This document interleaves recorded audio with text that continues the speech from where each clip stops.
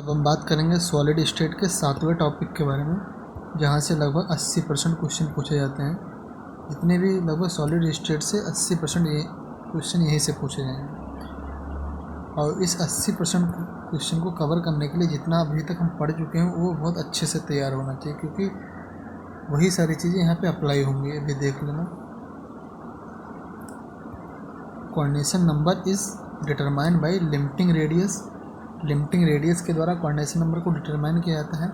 जैसे radius of cation upon radius of anion, या फिर कह दिया जाए radius of quad upon sphere radius, या फिर कह दिया जाए packaging sphere radius.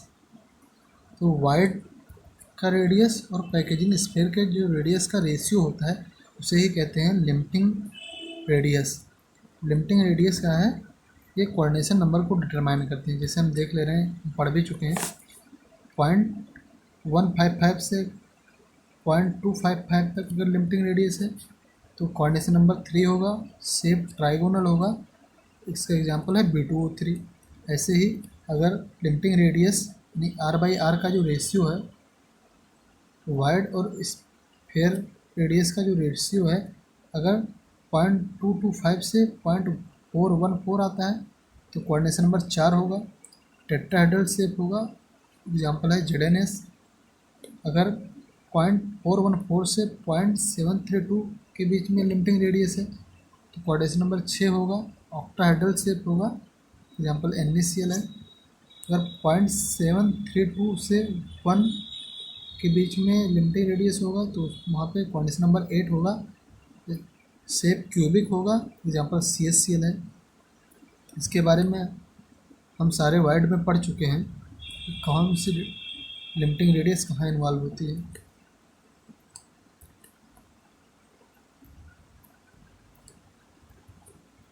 Ratio of coordination number is opposite to ratio of ion. करें कोऑर्डिनेशन नंबर का जो रेशियो होता है वो रेशियो ऑफ आयन के अपोजिट होता है। इसके बारे में अभी हम बात करेंगे, पॉइंट के बारे में तब जान लेंगे। जैसे NaCl है वो 6:6 है, CSCl है 8:8 है, ZNS है 4:4 है, CF2 है 8:4 है, Na2O है 4:8 है। अब हम ये बताएंगे कि ये कैसे लिखा है। NaCl को 6:6 क्यों लिखा जा रहा है, क्योंकि ZNS को 4:4 ही लिखा जा रहा है, CSCl को 8:8 लिखा जा रहा है, CF2 को 8:4 लिखा जा रहा है। क्या रीज़न है इसका, हम देख ले रहे हैं। चलो ये पॉइंट भी देख ले रहे हैं। से NaCl है 6:6 लिखा है। इसका मतलब क्या है कि सोडियम का कोऑर्डिनेशन नंबर 6 है, Cl का कोऑर्डिनेशन नंबर 6 है। CSCl लिखा है तो CS का कोऑर्डिनेशन नंबर 8 है, Cl का कोऑर्डिनेशन नंबर भी 8 है, Zn का कोऑर्डिनेशन नंबर 4 है और सल्फर का भी कोऑर्डिनेशन नंबर 4 है।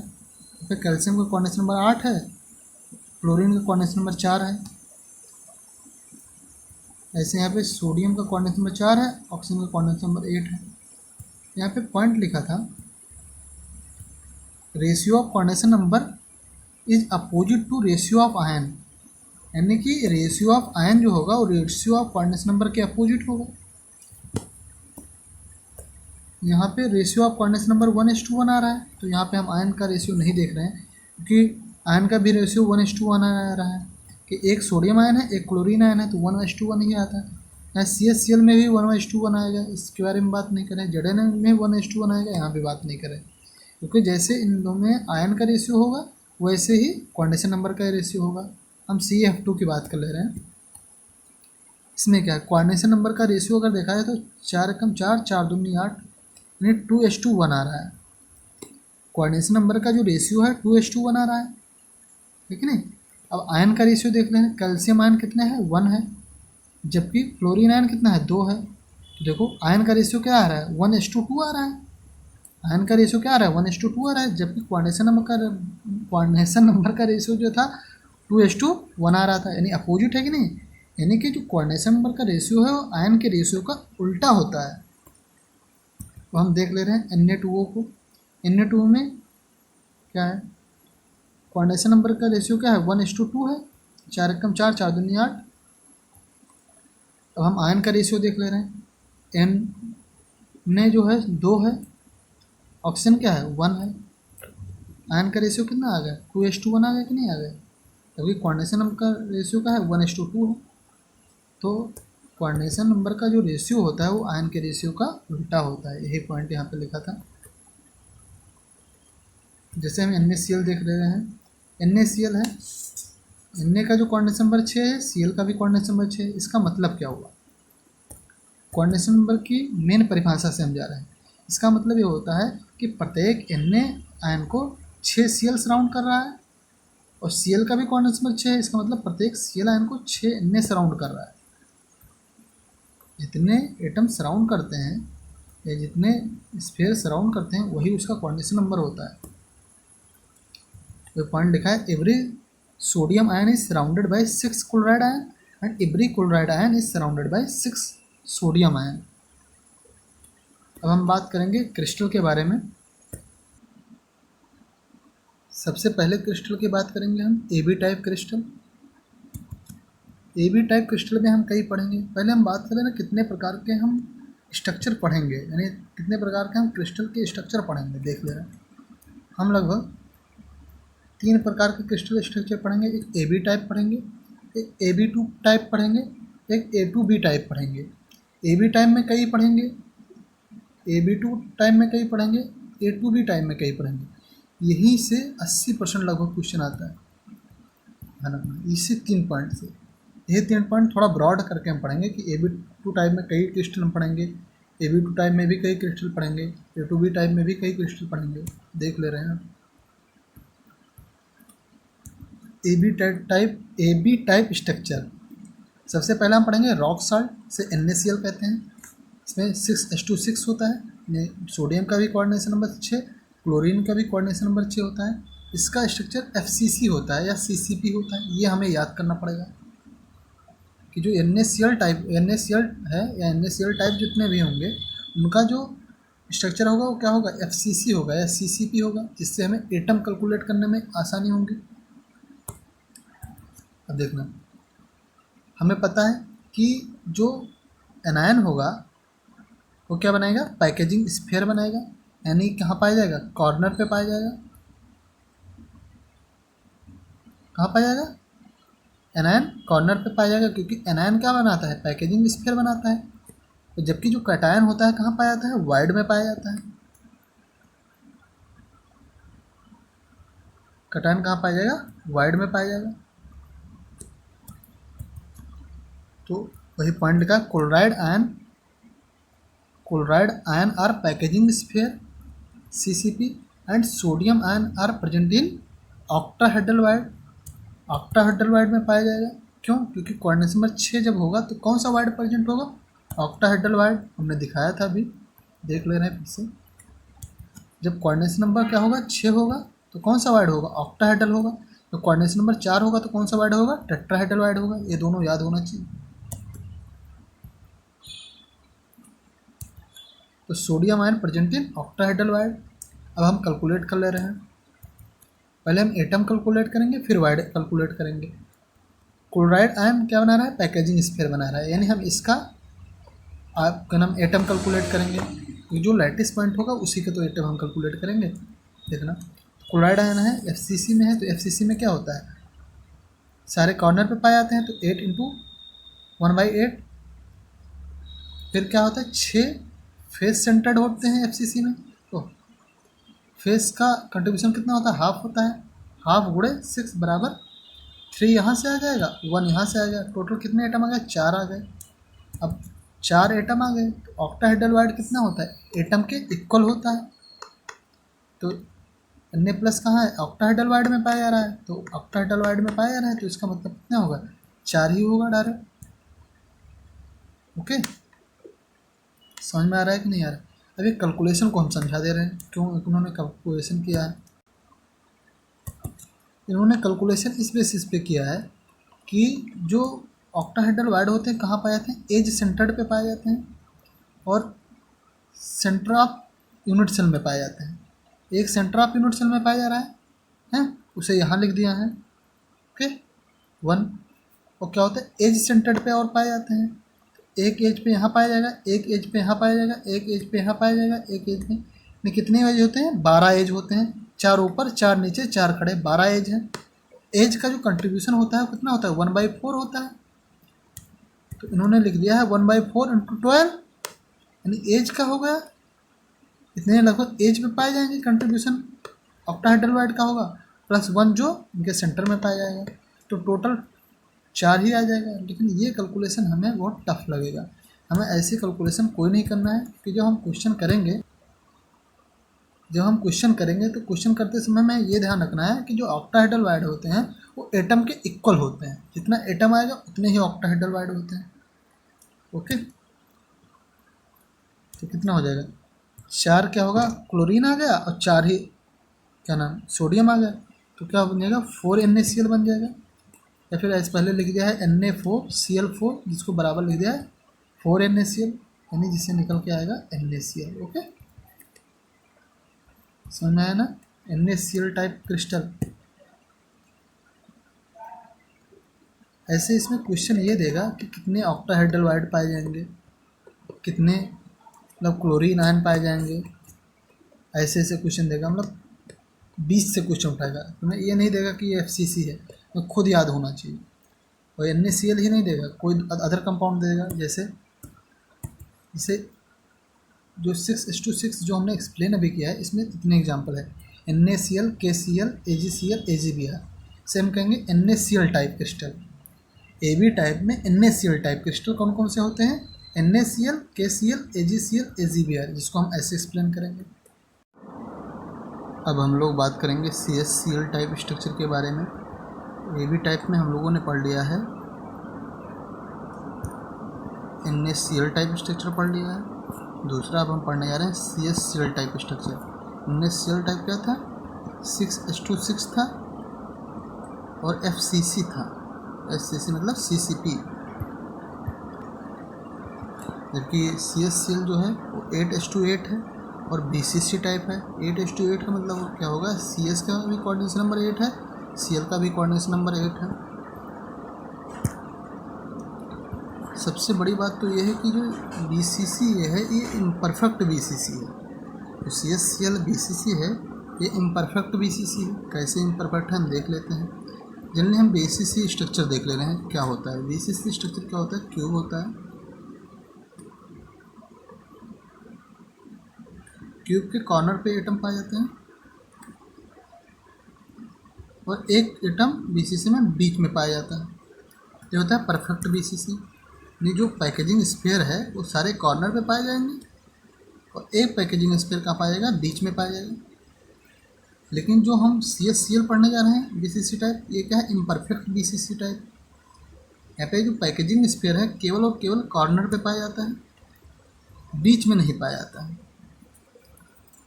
समझ रहे हैं? तो पैकेजिंग स्फीयर का काम कौन करता है? एनायन करता है। जो कैटायन होता है वो वाइड में जाके बैठता है, लेकिन इसमें कुछ अलग तरीके से होने वाला है, देख ले रहे हैं। जो क्लोराइड आयन है ये क्या बनाता है? केवल कॉर्नर पर जाके बैठता है, और बीच में ये एब्सेंट होता है। यहाँ पे 0 हमने लिख दिया है, तो कॉर्नर का कंट्रीब्यूशन कितना होगा? 1/8 पूरे 8 प्लस 0, यानी बीच में 0 है तो 1 आ गया। अब बात ये आती है, जो यहाँ पे CS+ आयन होता है, हमेशा क्या होता है कि जो पॉजिटिव आयन होता है जाके वाइड में बैठता है, लेकिन यहाँ पे वाइड में जाके नहीं बैठता है CS+ आयन। CS+ आयन जाता है बीचों बीच में बैठ जाता है, जहाँ पे BCC का एक पैकेजिंग स्फीयर होना चाहिए, वहीं जाके बैठ जाता है। ये कैलकुलेशन गलत है। जो CsCl आयन है वो जाता है, बैठ जाता है बीच में, तो कितना हो जाएगा? ये 1 आ जाएगा। यहाँ पे 1 लिखा है, ये समझ लो गलत है, पूरा पॉइंट गलत है। तो 1 आ गया, तो कितना हो गया? CsCl स्ट्रक्चर बन के तैयार हो गया। अब बात ये आती है कि यहाँ पे जो BCC है वो 8:8 है, यानी यहाँ पे होना चाहिए क्यूबिक वाइड, लेकिन यहाँ पे हमने वाइड की बात नहीं की। वाइड की इसलिए बात नहीं किया क्योंकि जो CS+ आयन है वो वाइड में जाके बैठता ही नहीं है। वो कहाँ जाके बैठता है? यूनिट सेल के बीच में जाके बैठ जाता है। अब देख ले रहे हैं, it is not perfect BCC since chloride ion present at corner and CS plus ion is present at centre of unit cell.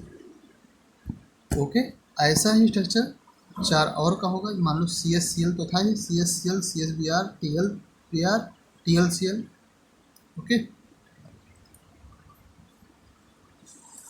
तो AB टाइप में हमने दो टाइप पढ़ा है, एक पढ़ा है NaCl टाइप, एक पढ़ा है CSCl टाइप।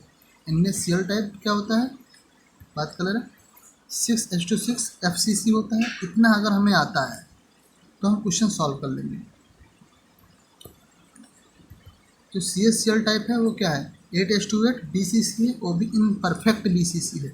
इसका आगे का पूरा तरीका आना चाहिए। NaCl टाइप के इतने एग्जाम्पल थे और CSCl टाइप में ये सारे एग्जाम्पल हैं। अब AB टाइप में हम तीसरा टाइप पढ़ेंगे, ZNS टाइप, इसे कहेंगे जिंक ब्लेंड। ZNS दो होता है, एक होता है जिंक ब्लेंड और एक होता है उटजाइट। दोनों हम इसमें पढ़ेंगे। सबसे पहले हम बात करेंगे ZNS टाइप, उसके बाद हम पढ़ेंगे ZNS जिंक ब्लेंड टाइप, दूसरा हम बात करेंगे ZNS उटजाइट टाइप। ZNS जो जिंक ब्लेंड होता है वो FCC या CCP होता है, जबकि उटजाइट क्या होता है, HCP होता है। बस यही अंतर है, बाकी सारी चीज़ें सेम आएंगी, कैलकुलेशन सेम होगा, सारा चीज़ सेम होगा। बस इसमें क्या है, FCC रहेगा, इसमें HCP रहेगा, एटम डिफरेंट आएगा इनमें। देख ले रहे हैं, ZNS यानी जिंक ब्लेंड क्या होता है, 4H2 4 होता है। ओके, Zn का भी कोऑर्डिनेशन नंबर 4, सल्फाइड का भी coordination number 4। In sulphide in this sulphide is packaging sphere. हमें पता है जो एनायन है वो क्या बनाएगा, पैकेजिंग स्फीयर बनाएगा। वो कैटायन कहाँ बैठेगा, वाइड में बैठेगा। अभी CS प्लस नहीं, Zn+2 है। ओके, ये क्या बनाएगा, पैक क्या नाम, वाइड में जाके बैठेगा जी। जबकि जो सल्फाइड आयन है ये क्या बनाएगा, पैकेजिंग स्फीयर बनाएगा। वही लिखा है, in this sulphide is packaging sphere and Zn+2 present in alternate tetrahedral void. अब बात यहाँ पे ये आ गई, अल्टरनेट पाया तो Zn जाता है टेट्राहेड्रल वाइड में, लेकिन अल्टरनेट टेट्राहेड्रल वाइड में पाया जाता है। मान लो एक टेट्राहेड्रल वाइड है, ये दूसरा है, तीसरा है, चौथा है, पांचवा है, छठा है, तो 6 टेट्राहेड्रल वाइड हमने बना दिया है। तो Zn को तो सारे टेट्राहेड्रल वाइड में पाया जाना चाहिए था, इसमें भी, इसमें भी, इसमें भी, इसमें भी, इसमें भी, इसमें भी, सब में पाया जाना चाहिए था। लेकिन बात ये क्या हुई कि जो Zn है वो अगर इसमें पाया जा रहा है, समझ रहे हो, अगर इसमें पाया जा रहा है तो एक छोड़ देगा, फिर इसमें पाया जाएगा, फिर एक छोड़ देगा, फिर इसमें पाया जाता है, यानी एक छोड़ छोड़ के पाया जाता है, यानी अल्टरनेट क्रम में पाया जाता है Zn। तो अब हम क्या करेंगे, जब Zn का कैलकुलेशन करेंगे ना तो उसे हम हाफ से डिवाइड कर देंगे। पूरा टेट्राहेड्रल वाइड निकालेंगे, उसे हाफ से डिवाइड कर देंगे। हाफ से डिवाइड करने पे हमें ये पता चल जाएगा कि हाँ उसका आधा हो जाएगा, अल्टरनेट पोजीशन पे आ जाएगा। तो वही हम देख ले रहे हैं, तो सल्फाइड आयन है वो पैकेजिंग स्फीयर बना रहा है, तो हम एटम कैलकुलेट कर ले रहे हैं, जितने एटम आ जाएंगे उतनी समझो पैकेजिंग स्फीयर होंगे। तो 1/8 इंटू 8, 1/2 इंटू 6 FCC का हमने कैलकुलेट कर लिया। कितने आ गए, 4 एटम आ गए। टेट्राहेड्रल वाइड कितने होते हैं, एटम के 2 गुने होते हैं। टेट्राहेड्रल वाइड कितने होते हैं, एटम के 2 गुने होते हैं। Zn+2 का हम कैलकुलेशन करने जा रहे हैं तो टेट्राहेड्रल वाइड का कैलकुलेशन करेंगे। तो टेट्राहेड्रल वाइड कितने होंगे, एटम कितने हैं, 4 गुणे 2 यानी 8 टेट्राहेड्रल वाइड आ गए। लेकिन 8 टेट्राहेड्रल वाइड में Zn+2 नहीं पाया जाएगा। Zn+2 कहाँ पाया जाएगा, अल्टरनेट टेट्राहेड्रल वाइड में पाया जाएगा। तो 8 के आधे में पाया जाएगा, आधे में नहीं पाया जाएगा।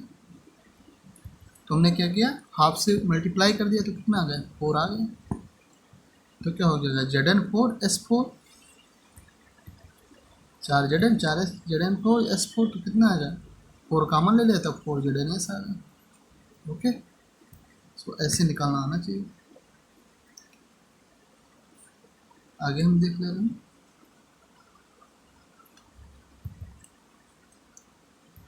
जेडएनएस टाइप में कोई एग्जाम्पल नहीं दिया गया है, ध्यान रखना है इस बात का। जबकि उटजाइड टाइप में भी एग्जाम्पल एक हम 2-3 एग्जाम्पल देखेंगे।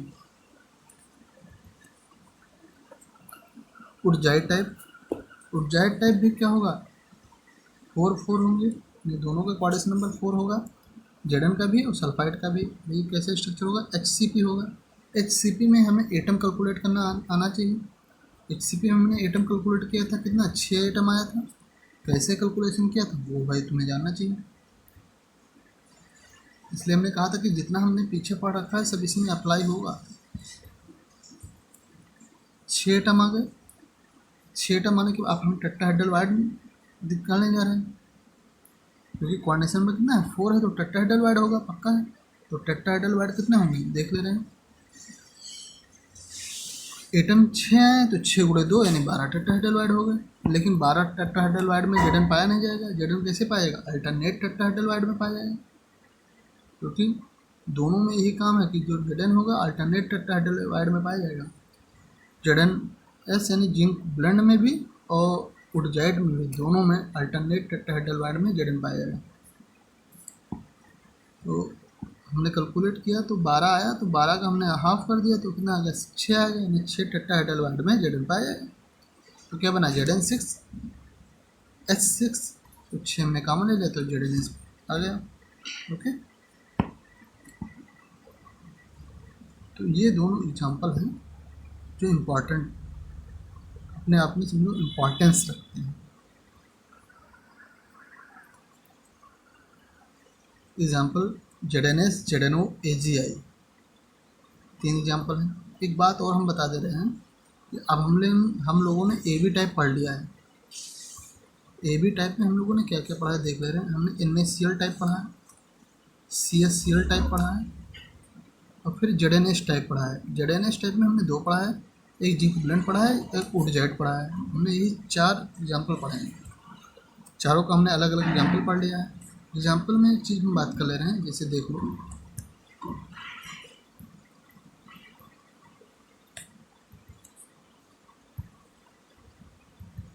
जब हम लोगों ने NaCl टाइप पढ़ा तो NaCl टाइप में FCC CCP था। इससे हम लोगों ने एग्जाम्पल पढ़ा था NaCl, KCl, AgCl, AgBr।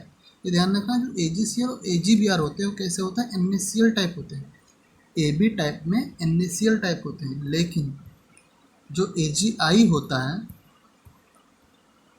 वो क्या होता है, AB टाइप में ZnS टाइप होता है।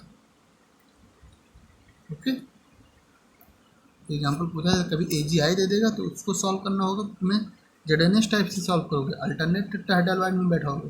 ये जो हम AgBr, AgCl का अगर सॉल्व करेंगे तो NaCl टाइप से सॉल्व करेंगे। तो हम पढ़ेंगे AB2 टाइप, इसे कहते हैं फ्लोराइड टाइप। फ्लोराइड टाइप में CaF2 है। CaF2 का रेशियो क्या है, 8:4 है, यानी कैल्शियम का कोऑर्डिनेशन नंबर 8 है, जबकि क्लोरीन का कोऑर्डिनेशन नंबर 4 है। तो कैसा स्ट्रक्चर है, CCP है, FCC है। ओके, अब ये ध्यान रखना है इस बात का कि जो कैल्शियम का जो कोऑर्डिनेशन नंबर है कितना है, 8 है, और F2 का कोऑर्डिनेशन नंबर कितना है, 4 है। ध्यान रखना है इसमें एक चीज़ उल्टा होती है। जो हमेशा क्या होता है, एनायन जो होता है वो क्या बनाता है, पैकेजिंग स्फीयर बनाते हैं। एनायन होता है वो पैकेजिंग स्फीयर बनाते हैं, और कैटायन क्या होता है वो वाइड में पाया जाता है। लेकिन क्लोराइड टाइप जो है इसमें उल्टा हो जाता है। इसमें कैटायन जो होता है वो पैकेजिंग स्फीयर बनाता है, कैटायन पैकेजिंग स्फीयर बनाने लगता है, तो एनायन जाके वाइड में बैठता है। ये इसमें अलग है। और जनरली जब हम लोगों ने AB टाइप पढ़ा तो AB टाइप में हम लोगों ने यही पढ़ा कि एनायन जो होता है वो पैकेजिंग स्फीयर बनाता है और कैटायन वाइड में पाया जाता है। अब हम लोग देख ले रहे हैं, in this Ca+2 is packaging sphere and fluoride ion presented tetrahedral void. अब बात है फ्लोराइड आयन टेट्राहेड्रल वाइड में ही क्यों पाया जा रहा है, ऑक्टाहेड्रल में क्यों नहीं पाया जा रहा है? क्योंकि जो फ्लोराइड का जो कोऑर्डिनेशन नंबर है वो कितना है, 4 है। इसलिए टेट्राहेड्रल में पाया जाता है। अगर हम कैल्शियम की बात करते तो किस में पाया जाता है? क्यूबिक वाइड में पाया जाता है। अगर कैल्शियम यहाँ पे अगर वाइड में प्रेजेंट होता तो क्यूबिक वाइड में पाया जाता, क्योंकि इसका कोऑर्डिनेशन नंबर 8 आ जाता। लेकिन क्लोराइड टाइप में जो एनायन है वो पाया जा रहा है वाइड में, तो इसलिए इसका कोऑर्डिनेशन नंबर 4 है। तो यही कारण है कि ये टेट्राहेड्रल वाइड में पाया जाए। सब इम्पॉर्टेंट पॉइंट है, छोटे छोटे पॉइंट कि हमें ध्यान रखना पड़ेगा कौन सा वाइड होगा, कौन पैकेजिंग स्फीयर बनाएगा, ठीक है नहीं। जैसे कैलकुलेशन करना है तो पहले हम पैकेजिंग स्फीयर का कैलकुलेशन करेंगे। आपके पैकेजिंग स्फीयर के लिए हम कैल्शियम +2 आयन यानी कैटायन का हम यूज कर रहे हैं। हमने एटम निकाला, FCC में कितने आते हैं? 4 एटम आते हैं। एटम निकालना तुम्हें आता है। अब हम वाइड कैलकुलेट करने जा रहे हैं। कौन सा वाइड? Tetrahedral void. तो टेट्राहेड्रल वाइड कितना? टेट्राहेड्रल वाइड 2 गुना होता है एटम का। तो 4 एटम आया है, 4 गुणे 2 बराबर 8 हो जाएंगे।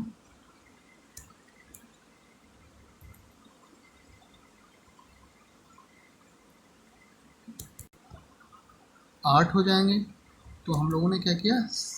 CA4 लिख दिया और F8 लिख दिया। CA4 F8 तो हम 2 कॉमन ले ले रहे हैं, नहीं 4 कॉमन ले ले रहे हैं, तो क्या हो जाएगा? 4 गुणे CaF2 हो जाएगा। ठीक है, इसका एग्जाम्पल है CaF2, SrF2, BaF2, 3 एग्जाम्पल है।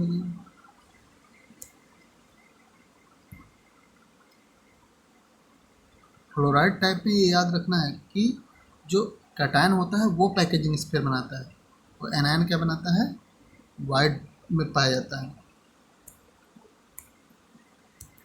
अब हम बात करेंगे A2B type, anti fluoride type से कहते हैं। जैसे Na2O है, Na2O में क्या होगा? 4H2 8 है, तो सोडियम का जो कोऑर्डिनेशन नंबर कितना होगा? 4 हो जाएगा, जबकि ऑक्सीजन कितना होगा? 8 हो जाएगा। ये CCP FCC ये भी है। हम लोगों ने जितने भी स्ट्रक्चर पढ़े हैं तो सबसे ज़्यादा हमने CCP या FCC ही पढ़ा है। जो लोग एनायन है वो क्या बनाएगा? पैकेजिंग स्फीयर बनाएगा। इसमें सेम वही कहानी रिपीट हो जाएगी। जो एनायन है पैकेजिंग स्फीयर बनाएगा, जो कैटायन है कहाँ पाया जाएगा? वाइड में पाया जाएगा। ओके, जो एनायन है पैकेजिंग स्फीयर बनाएगा, तो एटम कैलकुलेट कर ले रहे हैं। तो FCC में एटम कितना आता है? 4 आता है। और हम कैटायन कहाँ पाएगा? वाइड में पाएगा। वो भी कौन सा वाइड? Tetrahedral void. कैसे? क्योंकि जो कैटायन Ca+2 है इसका कोऑर्डिनेशन में कितना आ रहा है? 4 आ रहा है, इसलिए टेट्राहेड्रल वाइड में पाया जाएगा। टेट्राहेड्रल वाइड कितना होगा? एटम का 2 गुना होगा, तो 8 आ गया। तो क्या हो जाएगा? Na8O4, तो फिर 4 हमने कॉमन ले लिया तो Na2O आ गया। ठीक है, एग्जाम्पल है Li2O, Na2O, K2O, Li2S, Na2S, K2S, Rb2S। हमने 7 नंबर का पॉइंट पढ़ लिया है। अब हम लोग पढ़ेंगे लास्ट पॉइंट 8वां नंबर का, डेंसिटी। बहुत छोटा टॉपिक है, इसको हम अगले वीडियो में बात करेंगे। इससे पहले हम एक पॉइंट देख ले रहे हैं।